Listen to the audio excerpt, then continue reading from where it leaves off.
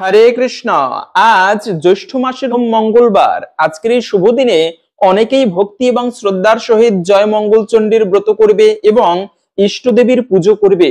তাই আজকের এই শুভ দিনে যারা ব্রত করবেন কিংবা না করবেন, সকলেরই উচিত ভক্তি ভরে এই জয় মঙ্গল চণ্ডীর ব্রত কথা শ্রবণ করা। এতে অনেকাংশে এই ব্রতের ফল লাভ করা যায়। তাই আজকের এই পর্বে আমরা সেই প্রসঙ্গে জানার চেষ্টা করব। জয় মঙ্গল চণ্ডী দেবী, এটি সনাতন ধর্মে অনেক প্রকার ব্রত রয়েছে, যার মধ্যে একটা শ্রেষ্ঠ ব্রত হচ্ছে এই মঙ্গল চণ্ডী ব্রত। যে ব্রত পালন করার ফলে জীবনের সকল বিপদ কেটে যায় এবং সাংসারিক জীবনে সুখ শান্তি সমৃদ্ধি লাভ হয়ে থাকে। তাই সাংসারিক জীবনে সুখী হওয়ার জন্য প্রায় সকল মায়েরাই এই ব্রতটি ভক্তি ভরে পালন করে থাকে। তাই এই দিনে যদি ব্রত করতে নাও পারেন, তবে অবশ্যই ধৈর্য ধরে এই ব্রত মাহাত্ম্য কথা শ্রবণ করুন। একটুকু হলেও আশা করি এই ব্রতের ফল প্রাপ্ত করা যায়।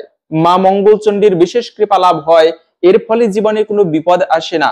আমরা চেষ্টা করি এরকমই সনাতন ধর্মের ধর্মীয় তথ্যগুলোকে আপনাদের সাথে উপস্থাপন করতে, শেয়ার করতে। তাই আসুন আগামী কিছুক্ষণ সময় একসঙ্গে ধৈর্য ধরে আজকের এই গুরুত্বপূর্ণ তথ্যগুলো জেনে নেই। আশা করছি আজকের এই তথ্যগুলো আপনাকে অবশ্যই সমৃদ্ধ করবে।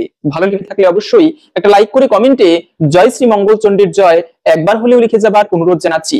দেখেন, মঙ্গল অর্থে হচ্ছে শুভ এবং চণ্ডী মানে হচ্ছে দুর্গা দেবীর একটা রূপ, চণ্ডী দেবী। মা দুর্গা হচ্ছে চণ্ডী। যখন তিনি চণ্ডী মূর্তি ধারণ করেন, সমস্ত অশুভকে ধ্বংস করেন। আমরা সাধারণত জানি ভগবান যুগে যুগে অবতীর্ণ হয় মানে সমস্ত অসুরদেরকে বিনাশ করার জন্য, সাধুদেরকে পরিত্রাণ করার জন্য। কিন্তু ভগবান সবসময় আবির্ভূত হয় না, ভগবান তার ইশারার মাধ্যমে কার্য করতে পারে। এই যে মা দুর্গা, তিনিও কখনো অসুরকে ধ্বংস করার জন্য, কখনো কখনো অশুভ শক্তিকে বিনাশ করার জন্য আবির্ভূত হয়। এবং মঙ্গল চণ্ডী মানে হচ্ছে যিনি চণ্ডী মূর্তি ধারণ করে অশুভকে বিনাশ করে সেখানে শুভ স্থাপন করেন, মঙ্গলের প্রতিষ্ঠা করেন, তিনি হচ্ছেন মা মঙ্গল চণ্ডী। এজন্য প্রতিটা গৃহর বধূমাতাগণের উচিত এই দুর্গা দেবীর মঙ্গল চণ্ডীর ব্রত করা। বিশেষ করে জ্যৈষ্ঠ মাসে প্রতি মঙ্গলবারে ভক্তি ভরে এই ব্রত করা হয়ে থাকে। তাই মায়েরা এই ব্রতটি বিশেষভাবে পালন করতে পারেন। এই ব্রত করলে কি হয়? প্রথমত হচ্ছে, বলা আছে সন্তানের কোনো বিপদ হয় না। সন্তান যদি ভয়ানক বিপদের কবলেও পড়ে, কিন্তু মায়ের মঙ্গল চণ্ডীর যদি কৃপা হয়, সেই বিপদ থেকে পর্যন্ত সেই সন্তান উদ্ধার প্রাপ্ত হতে পারে। এবং মা মঙ্গল চণ্ডীর কৃপা হলে সেই নারীর জীবনে কখনো কোনো দুঃখ আসে না, এমনকি তার স্বামী পর্যন্ত তাকে দুঃখ দিতে পারে না। এটা হচ্ছে মা মঙ্গল চণ্ডীর বিশেষ কৃপার ফল, যা ব্রত মাহাত্ম্য কথায় বর্ণনা করা হয়েছে। কিন্তু একটা বিষয়, এই ব্রত কি পুরুষেরা করতে পারবে? সাধারণত বেশিরভাগ জায়গায় ভক্তি ভরে মায়েরা এই ব্রতটি পালন করবে, কিন্তু কথা হচ্ছে পুরুষেরা কি এই ব্রত পালন করতে পারবে না? অবশ্যই পারবে। যেহেতু বেশিরভাগ মায়েরা এই ব্রত করে থাকে, সেজন্য আমাদের অনেকের মনে একটা ধারণা এই ব্রতটা বোধহয় মায়েরাই করবে। কিন্তু না, পুরুষ কিংবা নারী যে কেউ মা মঙ্গল চণ্ডীর কৃপা লাভের উদ্দেশ্যে এই ব্রতটি পালন করতে পারেন। এবং ইতিহাসে পাওয়া যায়, মনুবংশীয় একজন রাজা ছিল মঙ্গল, যার নাম, ওই রাজা ছিল মঙ্গল, মহাপ্রতাপশালী ছিল। সেই রাজা প্রতি মঙ্গলবারে ভক্তি ভরে ব্রত করে মা মঙ্গল চণ্ডীর ব্রত পুজো করত এবং প্রার্থনা করত যেন তার রাজ্যে শান্তি প্রতিষ্ঠিত হয়। সেই মনুবংশীয় রাজা পর্যন্ত এই মা মঙ্গল চণ্ডীর ব্রত করত। তাই পুরুষ কিংবা নারী সকলেই কিন্তু একান্ত ভক্তি শ্রদ্ধার সহিত যে কেউ এই ব্রত পালন করতে পারবে।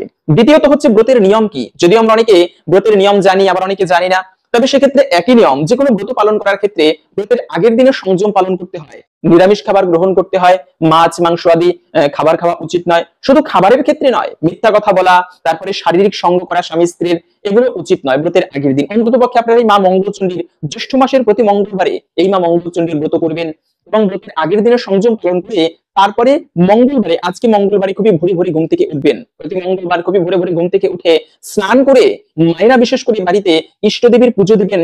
যদি মঙ্গল চণ্ডীর মূর্তি থাকে, সেক্ষেত্রে সেই মায়ের পুজো করবেন, অন্তত পক্ষে তাকে পুষ্প নিবেদন করবেন, এইভাবে করে মায়ের বিশেষ করে পুজো করবেন।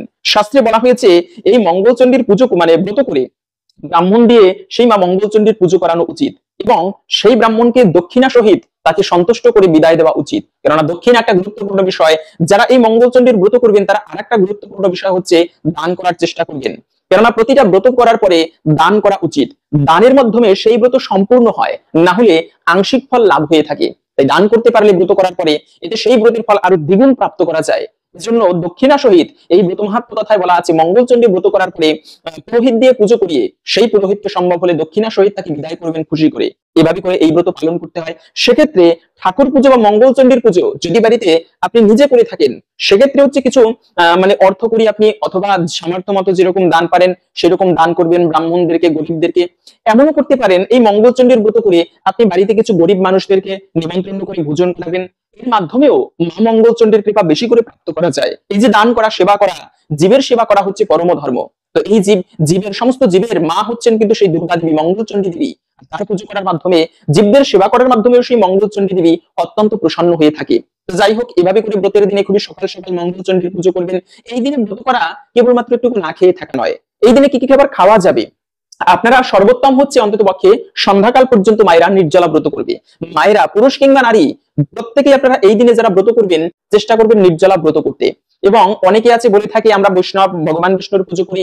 ভগবান বিষ্ণুর পুজো করা সর্বোত্তম, তবে তারপরেও অনেকের মা মঙ্গলচণ্ডীর প্রতি ভক্তি হয়। সেক্ষেত্রে তারা কি ব্রত করতে পারবে না?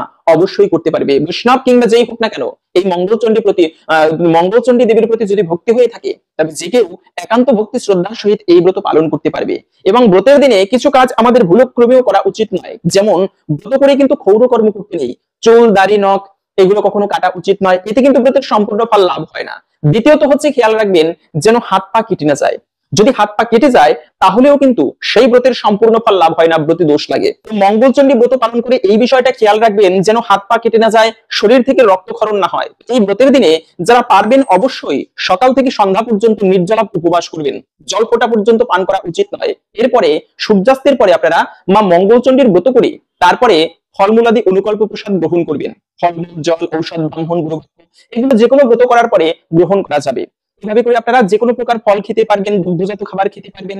এবং অনেকেই আছে সবজি রান্না করে একাদশীর মতো মঙ্গলচণ্ডীর ব্রত পালন করতে চায়, কিন্তু সবজি রান্না করে এই মঙ্গলচণ্ডীর ব্রত কখনো পালন করা উচিত নয়। মনে হচ্ছে সবজি রান্না করে অনেকে খেয়ে থাকে, কিন্তু না, এই দিন আপনারা ফলমূল গ্রহণ করে তারপরে পালন করতে পারেন, কিন্তু সবজি গ্রহণ না করাই ভালো।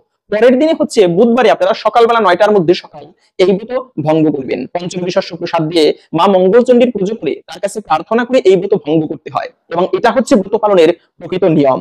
একটা বিষয় হচ্ছে এই দিনে যে ব্রত করার পরে অশৌচ হলে, অনেকে প্রশ্ন করে আমাদের বাড়িতে অশৌচ মারা গিয়েছে, জননা শৌচ, মৃতা শৌচ, সেক্ষেত্রে কথা হচ্ছে এই ব্রত পালন করতে পারবো কিনা।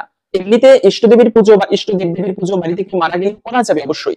স্নান করে শুদ্ধ বস্ত্র পরিধান করে যে কেউ ইষ্ট দেবতার পুজো করতে পারবে, বাড়িতে জননা শৌচ হোক বা মৃতা শৌচ। কিন্তু কোন দেবদেবীর পুজো করতে গেলে, কোন ব্রত করতে গেলে সেক্ষেত্রে বাধা দেব না, কিন্তু করতে পারেন, তবে না করা ভালো। এই অশৌচে কিন্তু একটা অশৌচ বলে কথা রয়েছে, তাই এই সময় আপনারা মঙ্গলচণ্ডী দেবীর ব্রত নাও করতে পারেন, পরবর্তীতে আপনি প্রতি মঙ্গলবার করতে পারেন। কিন্তু জননা শৌচ, মৃতা শৌচ হলে মঙ্গলচণ্ডীর ব্রত আপনি ওই সময় বন্ধ দিতে পারেন। এবং দ্বিতীয়ত হচ্ছে মায়েদের যদি অশৌচি অবস্থা আসে, মানে মায়েদের শরীর খারাপ হয়, সেক্ষেত্রে ব্রত করতে পারবে কিনা।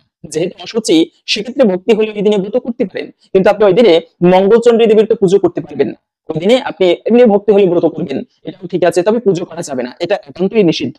এবং দিনের বেলা ঘুমানো উচিত নয়। আমরা হচ্ছে অনেকে আছি ব্রত করে দিনের বেলা ঘুমাই, কিন্তু মনে রাখবেন ব্রত করার পরে আপনি ভুলক্রমেও এই কার্যগুলো করবেন। তার মধ্যে প্রথমত হচ্ছে এই মঙ্গলচণ্ডীর ব্রত পালন করার পরে দিনের বেলা দিবানিদ্রা দেওয়া উচিত নয়। দ্বিতীয়ত হচ্ছে যেন মিথ্যা কথা না বলা হয়। মনে রাখবে সত্যের উপরে কোনো ধর্ম নেই, মিথ্যার উপরে পাপও নেই। তাই যতটা সম্ভব এই দিনে মিথ্যা কথাকে এড়িয়ে চলবে, সত্যকে ধারণ করতে হবে এবং মিথ্যাকে বর্জন করে এই দিনে, না হলে কিন্তু ব্রতের সম্পূর্ণ ফল প্রাপ্ত করা যায় না। অপরকে কষ্ট দিতে নেই। আমরা অনেকে আছি ব্রত করি, ধর্ম করি, অপরকে দুঃখ দিই, কষ্ট দিই, তাহলেও কিন্তু এই ব্রতের সম্পূর্ণ ফল প্রাপ্ত হওয়া যায় না। এভাবে করে ব্রত পালন করার পরে, ব্রত ভঙ্গ করার আগে মনে রাখবে সন্ধ্যাকালে মঙ্গলচণ্ডীর ব্রত কথায় বলা আছে, এই ব্রত সন্ধ্যাকালে পুজো করার পরে আপনি অবশ্যই ব্রত মাহাত্ম্য কথা শ্রবণ করবেন, না হলে এই ব্রতের ব্রত সম্পূর্ণ হয় না। আপনি এই ব্রত মাহাত্ম্য কথা শ্রবণের নিয়ম রয়েছে। হাতে একটুকু পুষ্প এবং একটুকু দুর্ভাগাস নিয়ে সন্ধ্যাকালে পুজো করার পরে আপনি ভক্তি ভরে ব্রত কথা শ্রবণ করবেন। মঙ্গলচণ্ডীর ব্রত কথা শ্রবণ শেষে আপনি সেই পুষ্প এবং সেই দুর্বা আপনি শ্রদ্ধাঞ্জলি নিবেদন করবেন মঙ্গলচণ্ডী দেবীর চরণে। যদি মঙ্গলচণ্ডীর মূর্তি না থাকে, সেক্ষেত্রে আপনি মঙ্গলচণ্ডী দেবীকে স্মরণ করে সেখানে রেখে দিবেন। এভাবে করে এই ব্রতের মাহাত্ম্য কথা পাঠ অথবা শ্রবণ করতে হয়। এতে একটুকু হলেও এই ব্রতের ফল প্রাপ্ত করা যায়। তাই তো সনাতন ধর্মের নববিধ ভক্তির প্রথমত হচ্ছে শ্রবণ। যাই হোক, এখন আমরা জেনে নিচ্ছি ভিডিওর মূল প্রসঙ্গ, এই মঙ্গলচণ্ডীর ব্রত কথা। এই ব্রত কথা শেষে আপনি একটি প্রদীপ ঠাকুরের উদ্দেশ্যে অবশ্যই প্রজ্বলিত করে রাখবেন। এখন জেনে নিচ্ছি, আসুন এই মঙ্গলচণ্ডীর ব্রত কথা। এক দেশে এক সওদাগর এক বেনে বাস করতেন। সওদাগরের 7 ছেলে আর বেনের ছিল 7 মেয়ে। একদিন মা মঙ্গলচণ্ডী একটা বুড়ি বামুনির বেশ ধরে প্রথমে বেনের বাড়ি গেলেন। গিয়ে বললেন, ও মা, দুটি ভিক্ষে দাও গো। বেনে বউ তাড়াতাড়ি ভিক্ষের থালা সাজিয়ে ভিক্ষে দিতে এলো। বামুনি জিজ্ঞেস করলেন, তোমার কয় ছেলে কয় মেয়ে মা? বেনে বউ বললেন, আমার 7 মেয়ে, কোনো ছেলে নেই। বামুনি তখন বললেন, আমি ছেলে 8 মুখ দেখি না, আর মেয়ে আটকুড়োর ভিক্ষা নেই না। এই বলে যেই উনি চলে যাবার জন্য প্রস্তুত হলেন, অমনি বিনি বউ কেঁদে তার পায়ে পড়ে বললেন, যাতে আমার কোনো ছেলে হয় তার একটা উপায় করো মা।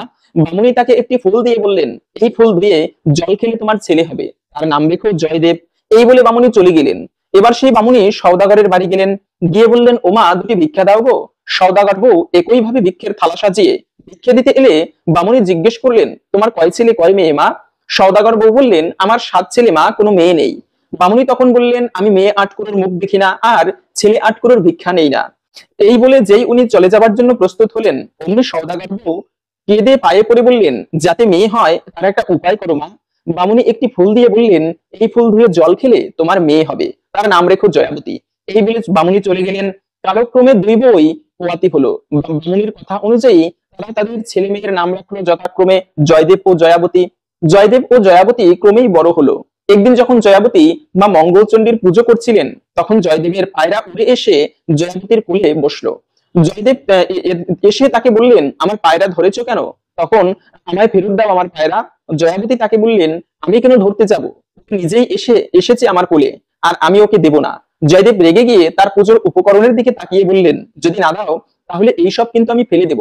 এই কথা শুনে জয়াবতী খুবই ভয় পেয়ে বলল, এরকম বলতে নেই, আমি মা মঙ্গলচণ্ডীর জয় মঙ্গলবারের ব্রত করেছি। জয়দেব জিজ্ঞাসা করলেন, এতে কি হয়? জয়াবতী উত্তর দিল, এই ব্রত করলে সে জলে ডুবে না, আগুনে পড়ে না, খাড়ায় কাটে না, কিছু হারালে তা পেয়ে যায়, মরে গেলে বেঁচে যায়, দেশের রাজা মরলে সে রাজা হয়। এই কথা বলার পর তিনি জয়দেবকে তার পায়রা ফিরিয়ে দিলেন। জয়দেব তার বাড়িতে এসে দুঃখী মনে শুয়ে পড়লেন। তার মা তাকে জিজ্ঞেস করতে তিনি বললেন যে তার জয়াবতীর সাথে তার বিয়ে দিতে হবে।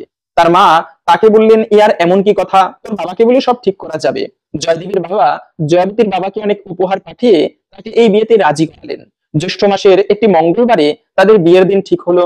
বিয়ে হয়ে যাবার পর বাসর ঘরে যখন জয়দেব ঘুমের ভান করে শুয়েছিলেন, তখন জয়াবতী নিজের আঁচলের খুঁট খুলে গদ বের করে খেলো। জয়দেব আশ্চর্য হয়ে জিজ্ঞেস করলেন, এটা কেন করলে?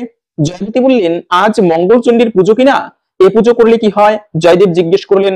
জয়াবতী বলল, এ ব্রত করলে সে জলে ডোবে না, আগুনে পড়ে না, খাড়ায় কাটে না, কিছু হারালে তা পেয়ে যায়, মরে গেলে বেঁচে যায়, দেশের রাজা মরলে সে রাজা হয়। বিয়ের আগেই তো তোমায় একদিন বলেছিলাম এই কথা। পরদিন সকালে 7 ডিঙা নানা ধনে পূর্ণ করে জয়াবতীর বাড়ি থেকে রওনা দিল সবাই। অনেক দূর যখন সমুদ্রের চারিদিকে যখন শুধুই জল, তখন জয়দেব জয়াবতীকে ডেকে বললেন, দেখো এখানে জলদস্যুর বড় ভয়, তুমি গহনাগাটি সব খুলে ফেলো। সমস্ত গহনাগাটি খুলে নিয়ে জয়দেব একটা পুটলি করে জলে ফেলে দিলেন। ফেলে দিতেই একটা বোয়াল মাছে সেই পুটলি গিলে ফেললো। তারপর যখন জয়দেবের বাড়ি বরকনে এলো, পাড়ার সবাই তাদের বরণ করে তুলতে গিয়ে নিজেদের মধ্যেই বলল, মাগো মেয়েকে গহনাগাটি কিছুই দেয়নি। জয়দেবের কানে কথা যেতেই তিনি সবাইকে চুপ করতে বললেন। জয়দেবের বোনেরা বললেন, শ্বশুর বাড়ির উপর কি টান। এরপর যখন বউ ভাতের সময় এলো, তখন এক সমস্যা উপস্থিত হলো। কোনো জলাশয়ে নাকি কোনো মাছ পাওয়া যাচ্ছিল না। জেলেরা বারবার খালি হাতে ফিরে আসছিল। এই কথা শুনে জয়াবতী তাদের সমুদ্রে জাল ফেলতে বললেন। জেলেরা সবাই সেই কথা মতো সমুদ্রে জাল ফেলে ওই বোয়াল মাছটাকে ধরলো। কিন্তু মাছটা ধরা পড়লেও কেউ সেটা করতে পারলো না। শেষে জয়াবতী বললেন, আমি মাছ করবো। শুনে সকলে হেসে উঠলো। কিন্তু জয়াবতী মা মঙ্গলচণ্ডীকে স্মরণ করে মাছ করতে গেলেন।